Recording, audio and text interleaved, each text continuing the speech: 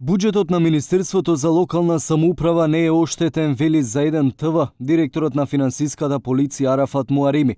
Трето и четврто пријавениот ги вратиле во буџетот на Министерството 35.000 евра кои ги земале наводно за некои реализирани проекти. Според Муарими главната вина паѓа на нив двајца, затоа што парите биле префрлени токму на нивните банкарски сметки. За министрите пак поранешниот Лирим Шабани и актуелниот Сухеј Фазлиу ќе се истражува дали работеле совесно и во согласно со законските прописи. Според директорот на управата за финансиска полиција, Шабани и Фазлиу од буџетот на Министерството ги вратиле парите во ИПА фондот откако истите биле искористени ненаменски. Подоцна трето и четврто пријавениот истата сума ја вратиле во буџетот на Министерството, со што се покриени парите кои биле извадени од касата на Министерството за локална самоуправа. Делото е извршено од трето пријавениот и четврто пријавениот, вработени во локална самоуправа, бидејќи парите се легнати во нивните сметки и штетата е направена од нив. За министрите ќе се испитува дали работеле незаконски.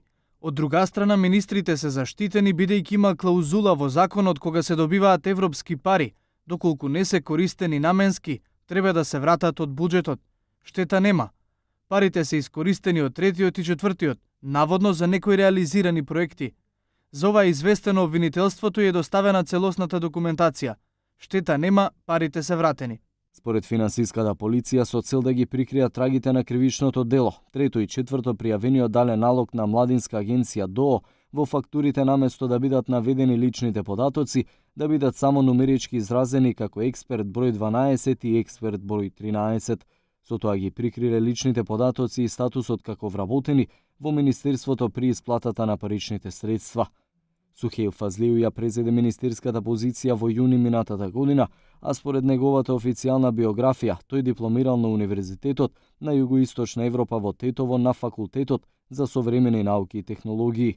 Во својата професионална кариера има богато искуство во сферата на информатичката технологија и тоа во реализација на консултантски услуги за локалната самоуправа на проекти во Македонија и надвор од земјата стои во неговата биографија.